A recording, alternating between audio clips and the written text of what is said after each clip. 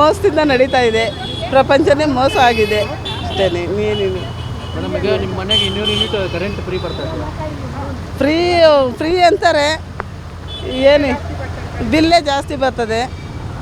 ಒಂದು ಸ್ವಲ್ಪ ಜಾಸ್ತಿ ಬಂದ್ರೂ ಅದು ಇದಾಗುತ್ತೆ, ಬಿಲ್ ಕಟ್ಟಬೇಕು, ಹಂಗಿದೆ. ಸ್ಟಾರ್ಟಿಂಗಲ್ಲಿ ಇದೇ ಸಿದ್ದರಾಮಯ್ಯ ಅವರು ಎಲ್ರಿಗೂ ಫ್ರೀ ಅಂತ ಹೇಳಿದ್ರು. ಫ್ರೀ ಅಂದರು, ಈಗ ಮನೆಗೆ ಬಂದು ಆಧಾರ್ ಕಾರ್ಡ್ ಕೊಡು, ಸರ್ಟಿಫಿಕೇಟ್ ಕೊಡು ಅಂತಿದ್ದಾರೆ. ಹೌದು, ಎಲ್ಲ ಇವಾಗ ಅದನ್ನು ಕೊಡಿ ಇದನ್ನು ಕೊಡಿ ಆಧಾರ್ ಕೊಡಿ ಅಂತ ಎಲ್ಲ ಇದು ಮಾಡ್ತಾ ಇದ್ದಾರೆ. ಅದೆಲ್ಲ ಏನು ಸರಿ ಇಲ್ಲ ಇವ್ರು ಮಾಡ್ತಿರೋದು. ಗೃಹಲಕ್ಷ್ಮಿ ಏನು ಬರ್ತಿದ್ರು? ಗೃಹಲಕ್ಷ್ಮಿ ಏನು ಬರ್ತಾ ಇಲ್ಲ ನಮಗೆ. ಈಗ ಮನೆಗೆ ಚೆಕ್ ಮಾಡಕ್ಕೆ ಬಂದಿದ್ದಾರೆ ಗೃಹ ಜೊತೆ ಸಂಬಂಧಪಟ್ಟಂಗೆ. ಆಧಾರ್ ಕಾರ್ಡ್ ಕೊಡು. ಬೆಳಗ್ಗೆ ಬಂದಿದ್ದರು. ಏನು ಕೇಳಿದ್ರು? ಆಧಾರ್ ಬೇಕು, ಫೋಟೋ ಬೇಕು ಅಂತೆಲ್ಲ ಕೇಳ್ಕೊಂಡು ಇಸ್ಕೊಂಡು.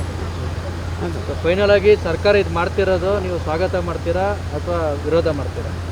ನಮ್ಗೆ ಇರೋದನೇ ಇದು, ಇರೋದನೇ. ಅದು ಯಾವಾಗ ಒಂದು ಸರಿ ಒಂದೊಂದು ಕಾನೂನು ತರ್ತಾರೆ, ಯಾವುದು ಸರಿ ಇಲ್ಲ.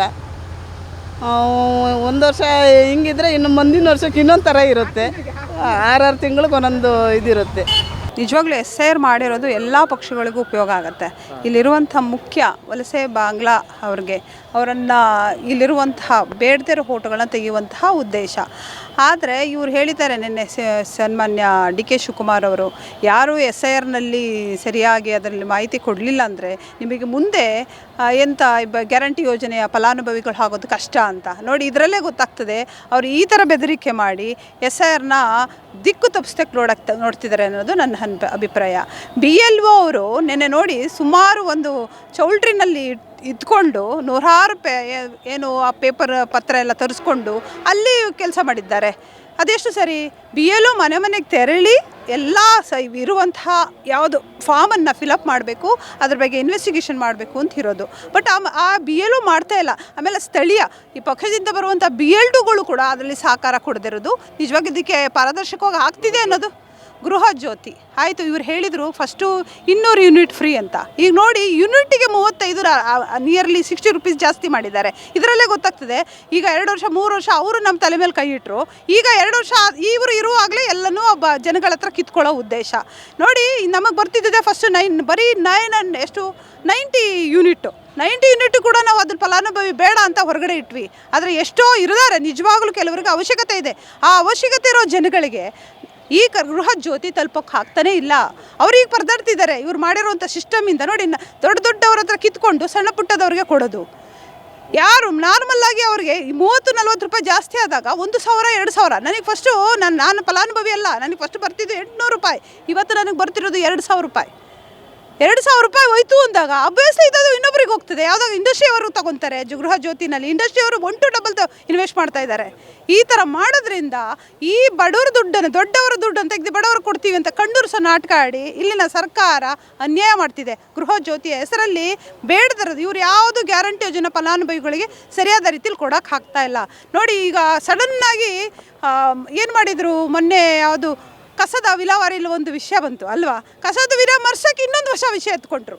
ಅದರಲ್ಲಿ ಎಷ್ಟು ಕೋಟಿ ಲೂಟಿ ಆಗಿದೆ ಅಂತ ಬಂತಿತ್ತು ವಿಷಯ. ಆವಾಗ ಸಡನ್ಲಿ RSS ವಿಚಾರ ಬಂತು. ಹೇಗೆ ದಿಕ್ಕು ತಪ್ಪಿಸಿದ್ದಾರೆ. ಈಗ ಇನ್ನೊಂದು ಇಲ್ಲಿ ಬಿಡದಿ ಎಲ್ಲಿ 15 ಲಕ್ಷ ಗಿಡಗಳು ಕಡಿಬೇಕು ಅಂತಂದಾಗ ಇಲ್ಲಿ ಶಿವರಾಮ ಕಾರಂತ ಬಡಾವಣೆಯಲ್ಲಿ 15 ಲಕ್ಷ ಗಿಡ ನೆಡ್ತೀವಿ ಅಂತ ಹೇಳಿದರು. ನಿಮಗೆ ಗೊತ್ತಿದೆಯಾ? ನನ್ನ TVನಲ್ಲಿ ಪೇಪರಲ್ಲಿ ಬಂದಿದೆ. 3,300 ರೂಪಾಯಿ ಒಂದು ಗಿಡ ನೆಡುವ ವೆಚ್ಚ. ಎಷ್ಟು? 3,300 ರೂಪಾಯಿ. DK ಶಿವಕುಮಾರ್ ಅವರಿಗೆ ಈ ಥರನೂ ಲೂಟಿ ಮಾಡಬೇಕಾ ನೀವು? ಈ ಥರನೂ ಬಡವರ ಗಿಡಗಳನ್ನು ಮಾರಣ ಹೋಮ ಮಾಡಿ ಬಿಡದಿಯಲ್ಲಿ ಇಲ್ಲಿ ಗಿಡ ನಡೆಯೋ ವಿಷಯದಲ್ಲೂ ಕೂಡ 3,300 ಅಂತ ಹಾಕಿ ಅದರಲ್ಲಿ ಎಷ್ಟು ಸತ್ತೋಗ್ತದೋ ಹಾಕುದೇ 50,000 ಇರುತ್ತೆ. ಈ ಥರ ಪ್ರತಿ ಹಂತದಲ್ಲೂ ಇಲ್ಲಿನ ಸರ್ಕಾರ ಜನಕ್ಕೆ ತೊಂದರೆ ಕೊಡ್ತಿದೆ. ಗ್ಯಾರಂಟಿ ಹೆಸರಲ್ಲಿ ಲೂಟಿ ಮಾಡ್ತಿದೆ. ಬಿಡದಿ ನೋಡಿ, ಸಾಮಾನ್ಯ ಜನರ ರೈತರ ಹೊಟ್ಟೆ ಮೇಲೆ ಹೊಡೆದಿದ್ದಾರೆ. ಒಬ್ಬ ಒಕ್ಕಲಿಗರು ಒಕ್ಕಲೆಬ್ಬಿಸೋ ಕೆಲಸ ಮಾಡ್ತಿದ್ದಾರೆ. ಪ್ರತಿ ಹಂತದಲ್ಲೂ ಕೂಡ ಯಾವುದೇ ಒಳ್ಳೆ ಕೆಲಸಗಳು DK ಶಿವಕುಮಾರ್ ನೇತೃತ್ವದ ಸರ್ಕಾರ ಮಾಡ್ತಿಲ್ಲ ಅಂತ ಹೇಳಕ್ಕೆ ಬರ್ತೀವಿ. ನಿಜವಾಗ್ಲೂ ನಿಜವಾದ ಫಲಾನುಭವಿಗಳಿಗೆ ನೀವೇನು ಸಮೀಕ್ಷೆ ಮಾಡ್ತಿದ್ರೆ ಮಾಡಬಾರ್ದು. ಹೇಳ್ತಿದ್ರಿ ಫಸ್ಟ್ ನನಗೆ ಮಹದೇವಪ್ಪ ನಿಮಗೂ ಫ್ರೀ, ಕಾಕಾ ಪಾಟೀಲ್ ನಿಮಗೂ ಫ್ರೀ ಅಂದವರು ಸಡನ್ನಾಗಿ 2 ವರ್ಷ ಆದಮೇಲೆ ಯಾಕ್ರಿ ಇಂಥ ವ್ಯವಸ್ಥೆ? ನೀವೇ ಕ್ವಶನ್ ಮಾಡ್ಕೋಬೇಕು ಸನ್ಮಾನ್ಯ DK ಶಿವಕುಮಾರ್ ಅವರೇ ಅಂತ ಹೇಳಕ್ಕೆ ಇಷ್ಟಪಡ್ತೀನಿ. ಈಗ ಏನು ಗ್ಯಾರಂಟಿ ಯೋಜನೆ ಪರಿಷ್ಕರಣೆ ಮಾಡ್ತಿದ್ದಾರೆ, ಇದರ ಅರ್ಥ ಸಿದ್ದರಾಮಯ್ಯ ಸರ್ಕಾರದ ವೈಫಲ್ಯ ಮಾಡಿರೋ ಕಾರಣಕ್ಕೆ ಈಗ ಡಿ ಕೆ ಶಿವಕುಮಾರ್ ಅವರು ಬಂದು ಗ್ಯಾರಂಟಿ ಯೋಜನೆ ಪರಿಷ್ಕರಣೆ ಮಾಡ್ತಾರೆ. ಯಾಕೆ ಮಾಡ್ತಿದ್ದಾರೆ ಪರಿಷ್ಕರಣೆ? ಸಿದ್ದರಾಮಯ್ಯ ಸರ್ಕಾರದಲ್ಲಿ ಯಾವುದೂ ಸರಿ ಮಾಡಿಲ್ಲ ಅಂತ ತಾನೇ ಅರ್ಥ. ಇವತ್ತು ನಿಯಮಗಳೇನಿದು, ಗ್ಯಾರಂಟಿ ಯೋಜನೆ ಅನುಷ್ಠಾನ ಸಮಿತಿ ಏನಿದೆ, ಅವ್ರ ಕೆಲಸ ಏನಿತ್ತು? ಮನೆ ಮನೆಗೆ ಸತ್ತೋರು ಹೋಗಿ ಭೇಟಿ ನೀಡಿ ಸತ್ತೋರನ್ನ ಪಟ್ಟಿ ಮಾಡಿ ಅವ್ರನ್ನ ಆ ವ್ಯಾಪ್ತಿಯಿಂದ ಕೈ ಬಿಟ್ಟು ಸರ್ಕಾರಕ್ಕೂ ಹೊರೆ ಆಗ್ತಿರಲಿಲ್ಲ. ಇವತ್ತು ನಮ್ಮ ಇದ್ರದ್ದು ನಮ್ಮ ಟ್ಯಾಕ್ಸ್ ದುಡ್ಡು ಇರ್ಬೋದು, ಸಾಲ ಮಾಡಿದ್ದಾರೆ. 4 ಲಕ್ಷ ಕೋಟಿ ಸಿದ್ದರಾಮಯ್ಯನವರ ಕಾಲದಲ್ಲಿ ಸಾಲ ಮಾಡಿದ್ದಾರೆ. ಈ ಉದ್ದೇಶ ಎಂತ ಮಾಡಿದ್ರು? ಗ್ಯಾರಂಟಿ ಯೋಜನೆಗಳನ್ನ ಕೊಡೋಕ್ಕೆ. ಇವತ್ತು BMTಗೆ 4,775 ಕೋಟಿ ಪೆಂಡಿಂಗ್ ಇದೆ. ಬೆಸ್ಕಾಮ್ಗೆ 12,000 ಕೋಟಿ ಪೆಂಡಿಂಗ್ ಇದೆ. ದಯವಿಟ್ಟು ಈ ಡಿ ಕೆ ಶಿವಕುಮಾರ್ ಸರ್ಕಾರ ಏನು ಪರಿಷ್ಕರಣೆ ಹೆಸರಲ್ಲಿ ಏನು ಇವ್ರನ್ನೆಲ್ಲ ಕಿತ್ತಿ ಇದನ್ನು ಗ್ಯಾರಂಟಿ ಕೈ ಬಿಡಬೇಕು ಅನ್ನೋ ಒಂದೇ ಉದ್ದೇಶಕ್ಕೆ ಈ ಕೆಲಸ ಮಾಡ್ತಾ ಇರೋದವರು. ಈ ಕೆಲಸನ ಈ 3 ವರ್ಷದಿಂದ ಮಾಡೋಕ್ಕಾಗದಿರೋದು. ಇವತ್ತು ಮಾಡುವಂಥ ಉದ್ದೇಶ ಏನು? ಪರಿಷ್ಕರಣೆ ಉದ್ದೇಶ. ಇವರು SIR ಆಗಬೇಕಾಗಿಲ್ಲ. ಇವ್ರಿಗೆ ಗ್ಯಾರಂಟಿ ಪರಿಷ್ಕರಣೆ ಬೇಕು. ಯಾಕೆಂದರೆ ಹೊರೆ ತಪ್ಪಿಸ್ಬೇಕು. ಇವರು ಏನು ಸರ್ಕಾರದ ಮೇಲೆ ಆಗ್ತಾರೋ ಹೊರೆನ ತಪ್ಪಿಸ್ಕೊಳ್ಳೋ ಉದ್ದೇಶಕ್ಕೆ ಇದು ಮಾಡ್ತಾರೆ. ಈಗ ಗೃಹ ಜ್ಯೋತಿಲಿ ಈಗ ಎಷ್ಟಿತ್ತು ಯೂನಿಟ್ಗೆ ಬೆಲೆ ಎಷ್ಟಿತ್ತು, ಇವತ್ತು ಎಷ್ಟಾಗಿದೆ? ಪರಿಷ್ಕರಣೆ ನೆಪದಲ್ಲಿ ಕೈ ಬಿಡೋದೊಂದು, ಬೆಲೆ ಏರಿಕೆಯಿಂದನೂ ಹೊರೆಯಾಗೋದೊಂದು. ಇದು ಕಾಂಗ್ರೆಸ್ ಮಾಡ್ತಾ ಇರುವಂಥ ಕೆಲಸ.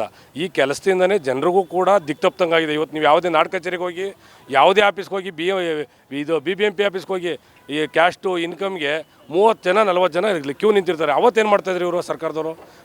ಗ್ಯಾರಂಟಿ ಅನುಷ್ಠಾನ ಸಮಿತಿಯವರು ಏನು ಮಾಡ್ತಿದ್ರು? ಈಗ ಅದಕ್ಕೆ ಒಂದು ತಾಲೂಕು ಒಬ್ಬ ಅಧ್ಯಕ್ಷ, 12 ಜನ ಕಮಿಟಿಯವರು, ಸರ್ಕಾರದ ದುಡ್ಡು, ಅವ್ನಿಗೆ 40,000, ಅವ್ನಿಗೊಂದು ಕಚೇರಿ, ಇದೆಲ್ಲ ಸರ್ಕಾರಕ್ಕೆ ಹೊರೆ ಅಲ್ವಾ ಸರ್? ದಯವಿಟ್ಟು ಈ ಕೆಲಸನ ಏನು ನಮ್ಮ ಅಂಗನವಾಡಿ ಕಾರ್ಯಕರ್ತರು, ಆಶಾ ಕಾರ್ಯಕರ್ತರು, ಈಗ ಅವ್ರ ಪಾಪ ಗೌರವಧನ ಇಲ್ಲ, ಬಂದು ಯಾವಾಗಲೂ ಫ್ರೀಡಮ್ ಪಾರ್ಕಲ್ಲಿ ಕೂತ್ಕೋತಾರೆ, ಗಲಾಟೆ ಮಾಡ್ತಾರೆ. ಅಂಥದ್ದಕ್ಕೆ ಇವ್ರಿಗೆ ಹೆಚ್ಚುವರಿಯಾಗಿ ಅವ್ರಿಗೆ ಸಂಬಳ ಕೊಟ್ಟು ಅವ್ರ ಕೈಲಿ ಮಾಡಿಸ್ಬೋದಲ್ವಾ? ಗ್ಯಾರಂಟಿ ಯೋಜನೆ ಹಾಕಬೇಕು. ಇದು ಕಾಂಗ್ರೆಸ್ ನಿರಾಶ್ರಿತರ ಗಂಜಿ ಕೇಂದ್ರ ಮಾಡ್ಕೊಂಡಿದ್ದಾರೆ.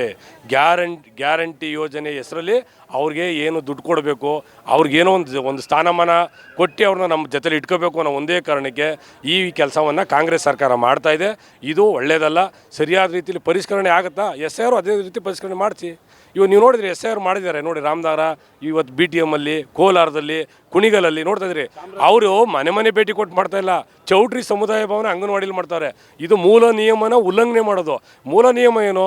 ಖುದ್ದಾಗಿ ಮನೆಗೆ ಭೇಟಿ ಕೊಟ್ಟು ಬದುಕಿದಾರಾ, ಸತ್ತಿದಾರಾ, ಇಲ್ಲ ಅವರು ಬೇರೆ ಕಡೆ ಹೋಗಿದಾರಾ, ವಲಸೆ ಹೋಗಿದಾರಾ ನೋಡ್ಕೊಳ್ತಾನೆ SIR ಮಾಡಬೇಕು ಅನ್ನೋ ಉದ್ದೇಶ. ಈಗ ನೀವು ಎಲ್ಲೋ ಒಂದು ಚೌಟ್ರಿಲಿ ಕೂತ್ಕೊಂಡು ಯಾರಿಗೋ ಕೈಗೆ ಒಂದು 20 ಫಾರಮ್ ಕೊಟ್ಟು ಅವ್ರಿಗೆ 50 ಫಾರಮ್ ಕೊಡಬೇಕು ಅಂತಿದೆ. ಯಾರು BLOಗಳಿಗೆ ಅವ್ರು 50 ಫಾರಮ್ಗೆ ಯಾರೋ ಸಿಕ್ತವ್ರು ಕೊಟ್ಟು ಕಳಿಸ್ತಾ ಇದ್ದಾರೆ. ಅದರಿಂದನೂ ಕೂಡ ಅವ್ರು ಸರಿಯಾದ ರೀತಿ ಎಫೆಕ್ಟಿವ್ ಆಗಿ ವಿಶೇಷ ಪರಿಷ್ಕರಣೆ ಆಗ್ತಾಯಿಲ್ಲ. ಇದು ಕಾಂಗ್ರೆಸ್ ಸರ್ಕಾರ ಏನಿದೆ, ಇವರು ಸ್ಥಳೀಯ ಅಧಿಕಾರಿಗಳನ್ನ DC ಇರ್ಬೋದು, ಜಿಲ್ಲಾ ಚುನಾವಣಾಧಿಕಾರಿ ಇರ್ಬೋದು, ತಾಲೂಕು ಸಹಾಯಕ ಚುನಾವಣಾಧಿಕಾರಿಗಳು ಇರ್ಬೋದು, ಇವರನ್ನು ಉಪಯೋಗ ಮಾಡ್ಕೊಂಡು ಅವ್ರಿಗೆ ಯಾವ ರೀತಿ ಬೇಕು ಅವ್ರ ರೀತಿ ಮಾಡ್ಕೊಳಕ್ಕೆ ಹೊಂಟಿದ್ದಾರೆ. ಇವತ್ತು ಸತ್ತವ್ರ ಅಕೌಂಟ್ಗೆ ಡಬಲ್ ಅಮೌಂಟ್ ಬಂದಿದೆ ಗ್ಯಾರಂಟಿ ಯೋಜನೆಯಲ್ಲಿ. ಎಷ್ಟು ಜನಕ್ಕೆ ಹೋಗಿದೆ ದುಡ್ಡು? 1,16,000 ಒಂದು ಖಾತೆಗಿಂತ ಒಬ್ಬರೇ ಹೆಚ್ಚು ಖಾತೆ ಮಾಡಿರೋಂಥವ್ರಿಗೆ ಹೋಗಿದೆ. ಪರಿಷ್ಕರಣೆ ಮಾಡ್ತೀವಿ. ಯಾಕೆ ಮಾಡ್ತೀವಿ? ಯಾವತ್ತೇನು ಮಾಡ್ತಿದ್ರು ಅವರು? ಅವತ್ತೇನು ಮಾಡ್ತಿರೋ? ಈಗ 19,000 ಕೋಟಿ, 19,000 ಹಣ ಮಿಸ್ಯೂಸ್ ಆಗಿದೆ. ಕಾರಣ ಯಾರು? ಇದಕ್ಕೆ ಅಕೌಂಟಬಿಲಿಟಿ ಯಾರು? ಇದು ರಾಜ್ಯ ಸರ್ಕಾರದ ಮುಖ್ಯಮಂತ್ರಿಗಳ ಕಾರ್ಯವೈಫಲ್ಯ. ಇದು ಸಿದ್ದರಾಮಯ್ಯನವರು ಎಲ್ಲವೂ ಸರಿ ಮಾಡಿಲ್ಲ ಅನ್ನೋ ಒಂದೇ ಕಾರಣಕ್ಕೆ ಇವರು ಸರಿ ಮಾಡೋಕ್ಕೆ ಹೋಗಿದ್ದಾರೆ. ಇದು ಸುಮ್ಮನೆ ಕಣ್ಣು ಒರೆಸೋ ತಂತ್ರ ಅಷ್ಟೇ. ನಾವು ಸಾರ್ವಜನಿಕರಾಗಿ ಹೇಳುವಂಥದ್ದು ಒಂದೇ, ಸರ್ಕಾರಕ್ಕೆ ಇರ್ತಕ್ಕಂಥ ಆಯುಸ್ಸು 5 ವರ್ಷ. ಇದೀಗಾಗಲೇ 3 ವರ್ಷ ಕಳೆದಿದೆ. ಉಳಿದಿರುವಂಥದ್ದು 2 ವರ್ಷ. ಯಾವ ಕಾರಣಕ್ಕೆ ಮಾಡ್ತಿದ್ದಾರೆ ಅನ್ನೋದು ಒಂದು ಯಕ್ಷ ಪ್ರಶ್ನೆ.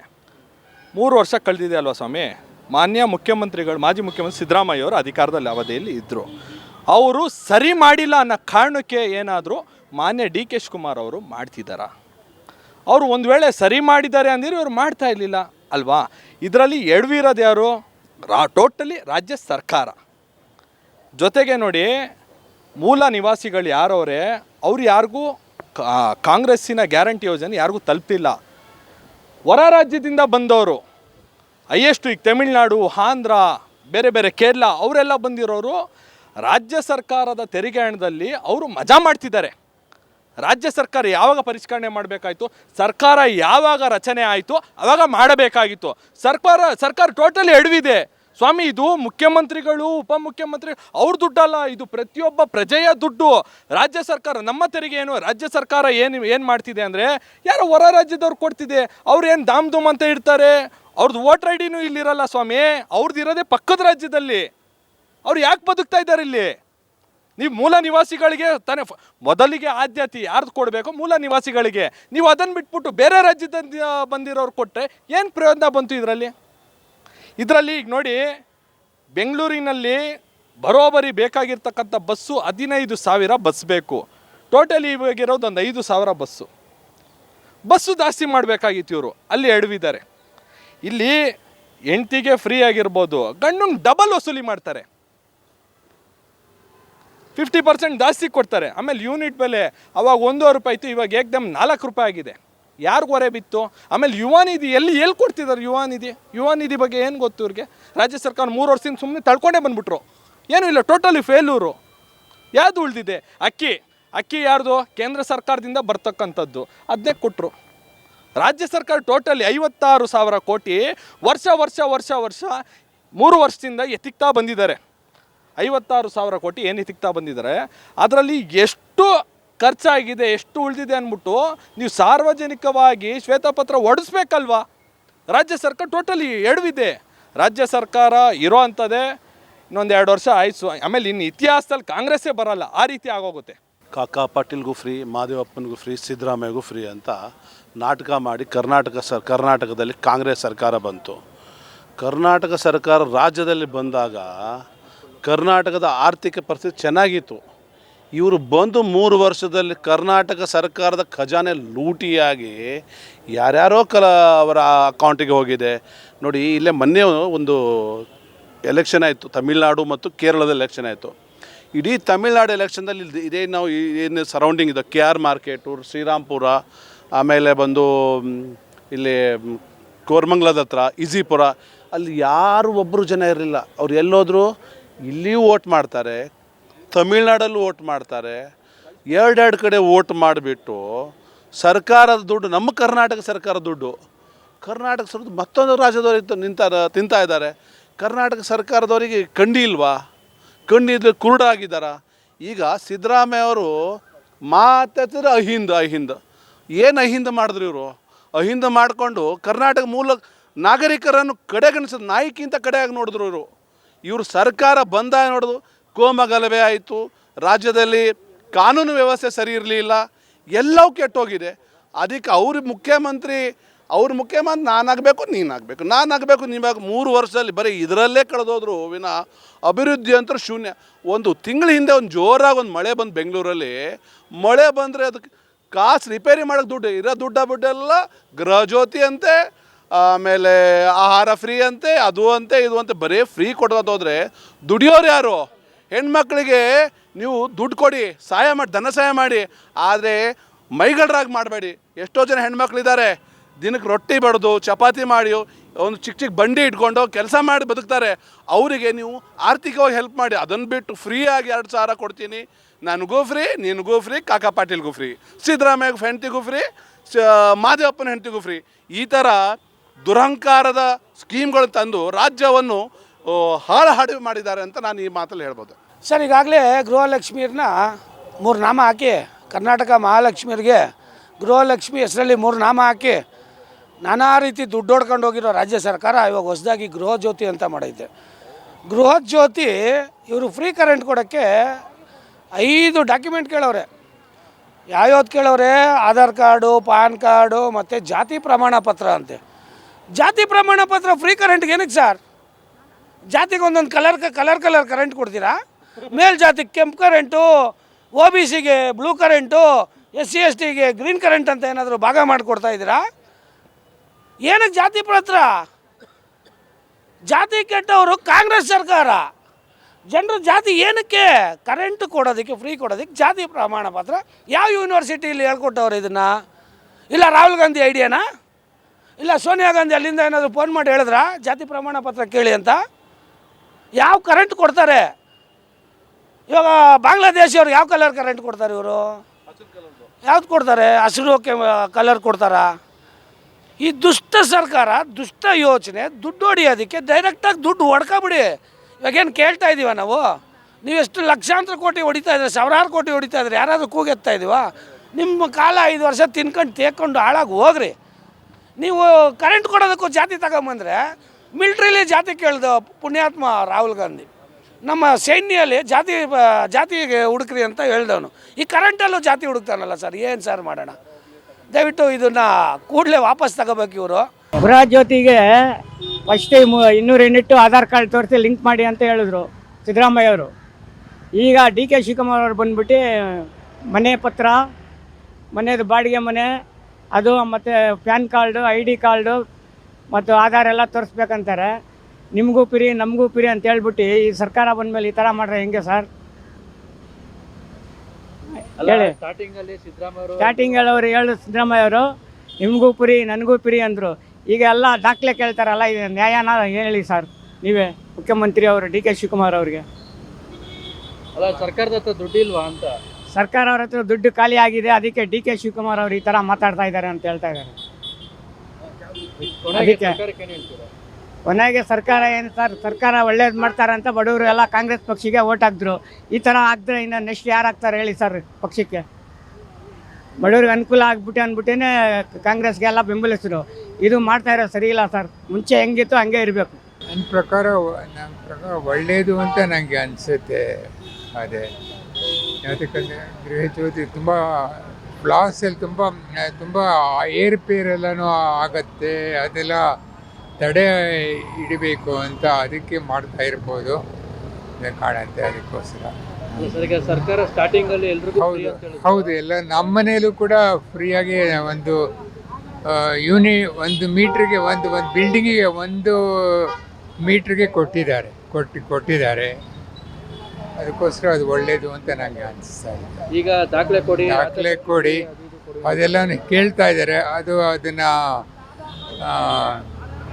ಅವ್ರು ಇದು ಮಾಡಬೇಕಲ್ಲ, ಕನ್ಫರ್ಮ್ ಮಾಡಬೇಕಲ್ಲ, ಇದು ಡಾಕ್ಯುಮೆಂಟ್ಸ್ ಎಲ್ಲ ಸರಿಗಿದೆ ಅಂತ ಕನ್ಫರ್ಮ್ ಮಾಡಬೇಕಲ್ಲ, ಅದಕ್ಕೆ ಮಾಡ್ತಾ ಇರ್ಬೋದು. ಸರ್ಕಾರದ ಅದೇನು ನಾ ಏನು ಹೇಳೋಕ್ಕಾಗಲ್ಲ. ಸರ್ಕಾರದ ಬಗ್ಗೆ ನಾ ಏನು ಹೇಳೋದಿಲ್ಲ. ನಮಗೆ ನನ್ನ ಅಭಿಪ್ರಾಯ ಅದು ಒಳ್ಳೆಯದು ಅಂತ ನಂಗೆ ಅನಿಸುತ್ತೆ. ದಾಖಲೆ ಕೊಡೋದು ಅದು ಅಥೆಂಟಿಕೇಟೆಡ್ ಡಾಕ್ಯುಮೆಂಟ್ಸ್ ಇಲ್ಲದೆ ಇರೋರು ಆ ಥರ ಮಾಡ್ಬೋದು. ನಮ್ಮ ಆಧಾರ್ ಕಾರ್ಡು, ಆಮೇಲೆ ಪ್ಯಾನ್ ಕಾರ್ಡು ಅದೆಲ್ಲನೂ ಇರೋವ್ರಿಗೆ ಏನು ಓಕೆ ಅಂತ ಕಾಣಿಸುತ್ತೆ. ಒಳ್ಳೆಯದು ಅಂತ ಒಳ್ಳೆಯದು ಅಂತ ನನಗೆ ಅನಿಸ್ತಾ ಇದೆ. ನಾನಾಗಿ ಏನು ಹೇಳಲ್ಲ, ಅನ್ನಿಸ್ತಾ ಇದೆ ಅಷ್ಟೇ. ಏನು ಹೇಳೋಕ್ಕೂ ಹೋಗಲ್ಲ ನಾನು ಸರ್ಕಾರದ ಮೇಲೆ. ಅವರು ಒಳ್ಳೆಯದೇ ಮಾಡ್ತಾ ಇರ್ಬೋದು ಜನಗಳಿಗೆ. ಅವ್ರಿಗಂತರ ಡಾಕ್ಯುಮೆಂಟೇಷನ್ ಎಲ್ಲ ಓಕೆ ಇದೆ ಅಂತ ಅವ್ರಿಗೆ ಅನ್ನಿಸ್ಬೇಕು. ನಿಮ್ಮ ಮನೆಗೆ ಬರ್ತಾ ಇದೆ ಸರ್ 200 ಯೂನಿಟ್? ಬರ್ತಾ ಇದೆ. ಒಂದೊಂದ್ಸಲಿ 0 ಬರುತ್ತೆ, ಒಂದೊಂದ್ಸಲಿ ಕರೆಂಟ್ 0 ಚಾರ್ಜಸ್ ಇರುತ್ತೆ. 2-3 ಸಲ 0 ಚಾರ್ಜಸ್ಸೇ ಬಂದಿದೆ. ಒಂದೊಂದ್ಸಲಿ ಮೈನಸ್ ಬರುತ್ತೆ. ಮೈನಸ್ ಬರುವಾಗ ನಾವೇನು ಕಟ್ಟೋದಿಲ್ಲ. ಅದರಿಂದ ಗೃಹಲಕ್ಷ್ಮಿನ ತಗೋತಾ ಇದ್ದೀರಾ? ಇಲ್ಲ ಯಾವ ಗೃಹಲಕ್ಷ್ಮಿ ಏನು, ಬಿಕಾಸ್ ನಾವೆಲ್ಲ ಒಂಥರ ಮಗಳು ಗೃಹ ಜ್ಯೋತಿ ಮಾತ್ರ ನಾವು ಅವೇಲ್ ಮಾಡ್ತಾ ಇರೋದು ಅಷ್ಟೇ. ನಾನು ಸರ್ಕಾರದ ಮೇಲೆ ನಾನು ಏನು ಹೇಳಕ್ಕೆ ಹೋಗಲ್ಲ, ಬಿಕಾಸ್ ನಾವೆಲ್ಲ ಸೀನಿಯರ್ಸು. ಅದಕ್ಕೋಸ್ಕರ ಒಂದು ಹೇಳಿದ್ರೆ ಇನ್ನೊಂದಕ್ಕಾಗತ್ತೆ. ನಾನು ಏನು ಕಾಮೆಂಟ್ಸ್ ಮಾಡೋದಿಲ್ಲ ಸರ್ಕಾರದ ಮೇಲೆ. ಅದರಲ್ಲಿ ಏನು ಅಂತ ಸತ್ಯನ ನಿಜಾನ ಏನು ಅಂತ ಗೊತ್ತಾಗ್ತಾ ಇಲ್ಲ ಸರ್. ಏನು ಗ್ಯಾರಂಟಿ ಇಲ್ಲ, ಹೇಳೋಕ್ಕಾಗಲ್ಲ. ಒಂದು ಟೈಮ್ ನೋಡಿದ್ರೆ ಸತ್ಯ ಅನ್ನಿಸ್ತದೆ, ಒಂದು ನೋಡಿದ್ರೆ ತಪ್ಪು ಅನ್ನಿಸ್ತದೆ. ಯಾವ ರೀತಿ ಸರಿ, ಯಾವ ರೀತಿ ತಪ್ಪು ಹೇಳೋಕ್ಕಾಗಲ್ಲ ಸರ್ ಅದ್ರ ಬಗ್ಗೆ ಏನು. ಅಲ್ಲ ಸರ್, ಈಗ ಪ್ರಾರಂಭದಲ್ಲಿ ಮಾದೇವಪ್ಪ ನಿಮಗೂ ಫ್ರೀ, ಕಾಕಸಾಹೇಬ ನಿಮಗೂ ಹೌದು ಹೇಳ್ತಾ ಇದ್ರು. ಇವಾಗ ತಿರ್ಗಾ ನೋಡ್ರೆ ಒಬ್ಬೊಬ್ರು ಬೋಗಸ್ ಮಾಡ್ತಾ ಇದ್ದಾರೆ. ಎಲ್ಲ ಇದ್ರೂ ಇದು ಮಾಡ್ತಾವ್ರೆ. ಇರೋವ್ರಿಗೂ ತೊಂದರೆ ಆಗ್ತದೆ, ಇಲ್ದಿರೋರ್ಗೂ ತೊಂದರೆ ಆಗ್ತಾ ಇದೆ. ಸರ್ಕಾರ ಹೇಳುತ್ತೆ ನಾವು ಅನರ್ಹರಿಗೆ ತಪ್ಪಿಸೋದಕ್ಕೆ ಈ ಒಂದು ಪರಿಶೀಲನೆ ಮಾಡ್ತೀವಿ ಅಂತ. ಅದೇ ವಿಪಕ್ಷಕ ಹೇಳ್ತಿದ್ದಾರೆ ಸರ್ಕಾರದ ಹತ್ರ ದುಡ್ಡಿಲ್ಲ ಅಂತ. ದುಡ್ಡೆಲ್ಲ ಇದೆ ಸರ್, ಸುಮ್ಮನೆ ಹೇಳ್ತಾನಂಗೆಲ್ಲ ಒಪ್ಸಕ್ಕೆ ಅಷ್ಟೇ. ಅವ್ರವ್ರು ತಿನ್ನೋಕೆ ಚೆನ್ನಾಗಿರ್ತದೆ, ಬೇರೆಯವ್ರಿಗೆ ಇರುತ್ತೆ ಇಲ್ಲ ಅಂತಾರೆ. ನಿಮಗೆ ಗೃಹಲಕ್ಷ್ಮಿ ಅಥವಾ ಗೃಹ ಜ್ಯೋತಿ ಎಲ್ಲ ಫಲಾನುಭವಿಗಳು ನೀವು? ಬರ್ತದೆ ಸರ್, ಗೃಹಲಕ್ಷ್ಮಿ ಬರ್ತದೆ ಸರ್. ಬರ್ತಾ ಇದೆ. ಇವಾಗ ಬಂದಿಲ್ಲ, 3-4 ತಿಂಗಳಿಂದ ಬಂದಿಲ್ಲ. ಇವಾಗ ನೋಡಬೇಕು ಏನು ಮಾಡ್ತಾರೆ ಅಂತ. ಗೃಹ ಜ್ಯೋತಿ 200 ಯೂನಿಟ್ ಬರ್ತದೆ. ಅದು ಬರ್ತಾ ಇದೆ. ಮನೆಗೆ ಯಾರು ಬಂದಿದ್ದಾರೆ ಚೆಕ್ ಮಾಡಕ್ಕೆ ಬಂದಿದ್ದಾರೆ ಈಗ? ಇಲ್ಲ, ಬಂದಿಲ್ಲ, ಯಾರು ಬಂದಿಲ್ಲ. ಸಿಲಿಂಡ್ರದ್ದೇನೋ ಚೆಕ್ ಮಾಡಕ್ಕೆ ಬಂದಿದ್ರು ಲಾಸ್ಟ್ ಟೈಮು, ಹೋದ್ರು ಮಾಡ್ಕೊಂಡು ಹೋದ್ರು. ಈಗ ಸರ್ಕಾರ ಮಾಡ್ತಿರೋದು ನೀವು ಸ್ವಾಗತ ಮಾಡ್ತೀರಾ, ವಿರೋಧ ಮಾಡ್ತೀರಾ? ಇನ್ನು ಇವಾಗ ಬಂದಿದೆಯಲ್ಲ, ಇನ್ನೂ ಏನು ಗ್ಯಾರಂಟಿ ಹೇಳೋಕ್ಕಾಗಲ್ಲ. ಇನ್ನೂ ಬಂದು 2 ತಿಂಗಳಾಗಿದೆಯಲ್ಲ, ಹೊಸ ಮುಖ್ಯಮಂತ್ರಿ ಬಂದೆ, ಇನ್ನೂ ಏನು ಹೇಳೋಕ್ಕಾಗಲ್ಲ. ಕಾದು ನೋಡಬೇಕು. ಸರ್ ಅದು ಏನೇ ಆಗಲಿ ಅವರು ಸರ್ಕಾರದ್ದು ನಾವು ಏನು ಮಾತಾಡೋಕ್ಕೆ ಬರಲ್ಲ. ಇದನ್ನು ಕೊಡುವಾಗೆ ಮೊದಲೇ ಅವರೇ ಯೋಚನೆ ಮಾಡ್ಬೇಕಾಯಿತು. ಇದನ್ನು ಏನಂದರೆ ಪರಿಷ್ಕರಣೆ ಮಾಡಿ ಹಸಿವಾಗಿ ಬಿಡ್ತೀಯದೆ ಅಂತ ಹೇಳ್ಬಿಟ್ಟು ಏನೋ ಊಟ ಕೊಟ್ಟು ಈಗ ವಿಷಯ ಹಾಕ್ಬಿಟ್ಟಿದ್ದೀವಿ ಅದು ಹಾಕ್ಬಿಟ್ಟಿದ್ದೀವಿ ಅಂದ್ರೆ ಅಲ್ಲ ಸರ್. ಅದು ಎಲ್ಲದೂ ಪರಿಷ್ಕರಣೆ ಮಾಡಿ ಆಲೋಚನೆ ಮಾಡಿ ಇದನ್ನು ತೀರ್ಮಾನ ತೊಗೋಬೇಕಾಯ್ತು. ಇವತ್ತು ನಾನು ಏನೋ ಬೇಕಂತ ಹೇಳ್ಬಿಟ್ಟು ದಿಢೀರಂತ ನಿರ್ಧಾರ ತಗೊಂಡು ಈ ವೋಟ್ ಬ್ಯಾಂಕಿಗೋಸ್ಕರ ಏನೆಲ್ಲ ಮಾಡೋದಲ್ಲ ಸರ್. ಜನರನ್ನ ಅಗಳೇ ತಪ್ಪಿಸ್ತಾ ಇರೋದು ಇದು ಕೆಲಸ, ಗೊತ್ತಾಯ್ತಾ? ನಾವು ಇನ್ನೊಬ್ಬರನ್ನ ಉಳ್ಸೋಕ್ಕೋಸ್ಕರ ಇನ್ನೊಬ್ಬರನ್ನ ಹೊಡೆಯೋಕ್ಕೋಸ್ಕರ ನಮ್ಮಂಥರನ್ನ ಯೂಸ್ ಮಾಡ್ತಾರೆ. ಮಿಡಲ್ ಕ್ಲಾಸ್ನರಿಗೆ ಇದು ಭಾಳ ಇದಾಗ್ಬಿಟ್ಟಿದೆ. ಇದ್ದಿದ್ರೆ ಹೇಳೋದು ವ್ಯಾಪಾರಿಗಳು ಎಷ್ಟು ಕಷ್ಟಪಡ್ತಾಯಿದ್ದಾರೆ ಗೊತ್ತಾಯ್ತಾ? ಇವತ್ತು ರೇಟ್ಗಳು ಇವೆಲ್ಲ ಈ ರೇಟ್ ಆಗಿರೋದ್ರಿಂದ ಈ ಸರ್ಕಾರಗಳು ಏನಿಲ್ಲ, ಇನ್ನೊಬ್ರಿಗೆ ಬಿಟ್ಟಿ ಭಾಗ್ಯ ಯಾಕೆ ಬೇಕು ನಮಗೆ ಇವೆಲ್ಲ? ನಮಗೆ ಬೇಕಾಗಿರೋದು ಏನು ಗೊತ್ತಾ? ಎಜುಕೇಷನ್ನು, ಮೆಡಿಕಲ್ಲು, ಆಮೇಲೆ ನೀರು. ಇವೊಂದು 3 ಕೊಟ್ಟರೆ ನಾವು ಏನು ಕೇಳಲ್ಲ ಸರ್. ಅದ್ರ ಬಗ್ಗೆ ಇರೋದೇ ಅದು, ಮನುಷ್ಯನಿಗೆ ಬೇಕಾಗಿರೋದು ಅದು. ಸುಮ್ಮನೆ ಯಾವುದ್ಯಾವುದೋ ಕೊಡ್ತೀವಿ, ಏನೋ ಕೊಡ್ತೀವಿ, ಬಿಟ್ಟಿ ಭಾಗ್ಯಗಳಿಗೆಲ್ಲ ಉಪಯೋಗಿಲ್ಲ ಸರ್. ಈಗ ಅವರು ಕೊಡೋದೇನು, ನಮ್ಮದು ಹೇಳೋದೇನು, ನಮ್ಮದು ಕಿತ್ಕೊಂಡು ಹೆಂಡ್ತಿ ಕೊಟ್ಟಂಗೆ ಗಂಡಂದು ಜೋಬ್ನಾಗಿನ ತೆಗೆದು ಹೆಂಡ್ತಿ ಕೊಡ್ತಾರೆ ಅಷ್ಟೇ, ಬೇರೆ ಏನು ವಿಚಾರ ಇಲ್ಲ ಇದರಲ್ಲಿ. ನಾವೇನು ಅವ್ರಿಗೇನು ಬಿಟ್ಟಿ ಕೊಡ್ತೀವ? ನಾವೇನು ಅವ್ರಿಗೆ ಸಾಕಲ್ವಾ? ಮನೆ ಮಕ್ಕಳನ್ನೆಲ್ಲ ನೋಡ್ಕೊಳ್ಳೋ ಜವಾಬ್ದಾರಿ ನಮಗೂ ಇದೆ ಸರ್, ಅವರಿಂದ ಏನಲ್ಲ. ಸರ್ಕಾರ ಏನು ಮಾಡಬೇಕು, ನಮಗೆ ಸೌಲಭ್ಯಗಳನ್ನು ಕೊಡಲಿ. ನಾವು ಬೇರೆ ವಿಚಾರನ ನಾವೇನು ತಗೊಳ್ಳೋದಿಲ್ಲ ಸರ್. ಅದು ಅಷ್ಟೇ ನಮ್ದು ವಿಚಾರ. ಪ್ರಾರಂಭದಲ್ಲಿ 5 ಗ್ಯಾರಂಟಿನ ಫ್ರೀಯಾಗಿ ಕೊಟ್ಟರು. ಈಗ ಸರ್ಕಾರ ಬಂದು 3 ವರ್ಷ ಆಗಿದೆ, ಮುಖ್ಯಮಂತ್ರಿ ಬದಲಾವಣೆ ಆಗಿದ್ದಾರೆ. ಈಗ ದಾಖಲೆ ಕೊಡಿ ಅಂತ ಜನರನ್ನ ಕೇಳ್ತಿದ್ದಾರೆ. ಅಲ್ಲ, ಅದನ್ನು ದಾಖಲೆ ಕೇಳೋದು ಮೊದಲೇ ಯೋಚನೆ ಮಾಡ್ಬೇಕಾಯ್ತು ಅವರು. ಆ ದಾಖಲೆ ಕೊಡಲಿಕ್ಕೆ ಮೊದಲೇ ಯೋಚನೆ ಮಾಡಿ ಅವರು ರಿಲೀಸ್ ಮಾಡ್ಬೇಕಾಯ್ತಾ? ಈಗ ದಾಖಲೆ ಕೇಳಿದ್ರೆ ಯಾರು ಕೊಡೋಕ್ಕಾಗುತ್ತಾ? ಈಗ ಅವ್ನು ನಿಲ್ಲಿಸ್ಲಿದ್ರು ಯಾರು ಅವ್ರನ್ನ ಮೆಚ್ತಾರ? ಏನು ಅವ್ರ ಮನೆಯಿಂದ ಏನು ಕೊಡಲ್ಲಲ್ಲ. ನಮ್ಮ ದುಡ್ಡನ್ನು ನಮಗೆ ಬಡ ಜನಗಳಿಗೆ ಅದನ್ನು ಮಾಡ್ತಾ ಇದ್ದಾರೆ. ಶ್ರೀಮಂತರ ದುಡ್ಡನ್ನು ಟ್ಯಾಕ್ಸ್ ಬರ್ತಕ್ಕಂಥದ್ದನ್ನ ಇಲ್ಲ, ನಮ್ಮಂಥವ್ರು ದುಡಿಮೆ ಮಾಡಿರ್ತಕ್ಕಂಥ ಟ್ಯಾಕ್ಸ್ ಕಟ್ಟೋದೇ ನಾವು. ಮಿಡಲ್ ಕ್ಲಾಸ್ನವರೇ ಟ್ಯಾಕ್ಸ್ ಕಟ್ಟೋದು, ಶ್ರೀಮಂತರು ಯಾರು ಟ್ಯಾಕ್ಸ್ ಕಟ್ಟಲ್ಲ ಸ್ವಾಮಿ. ಇವತ್ತು ಮಿಡಲ್ ಕ್ಲಾಸಿಂದ ಇವತ್ತು ಹಣ್ಣು ವ್ಯಾಪಾರ ಮಾಡ್ತಾರೆ. ಬನ್ನಿ, ಬೀದಿ ವ್ಯಾಪಾರಿಗಳು, ಆಟೋಗಳು ಎಲ್ಲರೂ ಬಂದರು. ನಾವಂತ ಅಲ್ಲ, ನಾನು ಒಬ್ಬ ಟ್ಯಾಕ್ಸಿ ಡ್ರೈವರು. ನಾನು ಸಾಕಷ್ಟು ಟ್ಯಾಕ್ಸ್ ಕಟ್ತೀನಿ, ಒಂದಲ್ಲ. ಕಸ್ಟಮರಿಂದ ಟ್ಯಾಕ್ಸ್ ಕೊಡ್ತೀನಿ, ನನ್ನಿಂದ ಟ್ಯಾಕ್ಸ್ ಕೊಡ್ತೀನಿ, ಡೀಸೆಲ್ ಹಾಕ್ಸಿರಿ ಟ್ಯಾಕ್ಸ್ ಕೊಡ್ತೀವಿ. ನಾವು ದಿನ ಎಷ್ಟು ಸಂಪಾದನೆ ಮಾಡ್ತೀವೋ ಅದಕ್ಕಿಂತ ಹೆಚ್ಚಾಗಿ ಟ್ಯಾಕ್ಸ್ ಕೊಡ್ತೀವಿ ಸರ್ ನಾವು. ಶ್ರೀಮಂತರು ಯಾರು ಕೊಡಲ್ಲ. ಯಾರಿಗಾರ ಒಬ್ಬರಿಗೆ ಬಡ ಜನಿಗೆ ಯಾರು ಭಿಕ್ಷಕನ ಬಂದಂದರೆ ಲೆಕ್ಕ ಹಾಕ್ತಾರೆ, ನಾವೇ ಜೋಬಿಂದ ಹೊರಗೆ ಕೊಡೋದು, ಗೊತ್ತಾ? ಇದೆ ನಮ್ಮ ಮನೇಲಿ ಇದೆ. ನಾವು ಮಾಡ್ತಾ ಇದ್ದೀವಿ, ಯಾಕಂದರೆ ನಾವು ಓಟ್ ಹಾಕಿದ್ದೀವಿ. ಹೌದ್ರಾ? ನಾವು ಓಟ್ ಹಾಕಿರೋದ್ರಿಂದ ನಮಗೆ ಕೊಡಲಿ. ನಾವೇನು ಅದೇನು ಅವ್ರಿಗೊಬ್ರಿಗೆ ಶ್ರೀಮಂತರಿಗೆ ಬಡವರಿಗೆ ಅನ್ನೋದಿಲ್ಲ. ಓಟಿನ ಹಕ್ಕು ಹೇಗಿರುತ್ತೋ ಎಲ್ಲರಿಗೂ ಅದೇ ಮೊದಲೇ ಪರಿಶೀಲನೆ ಮಾಡ್ಬೇಕಾಯ್ತು. ಅವರು ಯಾರಿಗೆ ಕೊಡಬೇಕು ಯಾರಿಗೆ ಕೊಡಬಾರ್ದಂತ ಪರಿಶೀಲನೆ ಮಾಡಿ ಇದನ್ನು ಅನೌನ್ಸ್ ಮಾಡಿದ್ರೆ ಒಪ್ಕೊಳ್ತೀನಿ ನಾನು. ಈಗ ಸರ್ಕಾರ ಹೇಳ್ತಿದೆ ಅನರ್ಹರನ್ನ ನಾವು ಪತ್ತೆ ಹಚ್ಚೋದಕ್ಕೆ ಈ ಕ್ರಮ ತಗೊಂಡಿದ್ದೀವಿ. ಅಲ್ಲ, ಈಗ ಪತ್ತೆ ಹಚ್ಚಿದ್ರೆ ಏನು ಮಾಡಬೇಕು? ಮೊದಲೇ ಪತ್ತೆ ಹಚ್ಚಿ ಕೊಡಬೇಕು, ಈಗಲ್ಲದು. ಈಗ ಮೊದಲೇ ಎಲ್ಲರಿಗೂ ಕೆಟಗರಿ ಮಾಡಿದ್ದೀರಲ್ಲ, ಆ ಥರ ಕೆಟಗರಿ ಬಗ್ಗೆ ಮಾತಾಡ್ಬೇಕು. ಅದನ್ನು ಏನು ಸರ್, ಕೆಟಗರಿ ಬಗ್ಗೆ ಇಲ್ವಾ? ಈಗ ನನಗೆ ಹಿಂದುಳಿದನು ಮುಂದುಳಿದನು ಈಗ ಕೆಟಗರಿ ಮಾತಾಡ್ತಾರಲ್ಲ, ಇದೆಲ್ಲ ಬೇಡ ನಮಗೆ. ಓಟಿಂದ ಹೆಂಗೆ ಒಂದೇ ಒಂದು ಪವರ್ ಇದೆಯಾ, 2 ಜಾತಿ, ಒಂದು ಗಂಡು ಹೆಣ್ಣು ಬಿಟ್ಟರೆ ಯಾವುದೂ ಇಲ್ಲ, ಅಷ್ಟು ಬರಬೇಕು ನಮಗೆ. ಅದನ್ನು ಬಿಟ್ಬಿಟ್ಟು ಇವನಿಗೆ ಒಬ್ಬನಿಗೆ SC ಒಬ್ಬನಿಗೆ ಬರೀ ಮೀಸಲಾತಿ ಇಡೋದು, ಲಿಂಗಾಯತರು ಅನ್ನೋದು ಇವೆಲ್ಲ ಬೇಡ ಸರ್ ನಮಗೆ.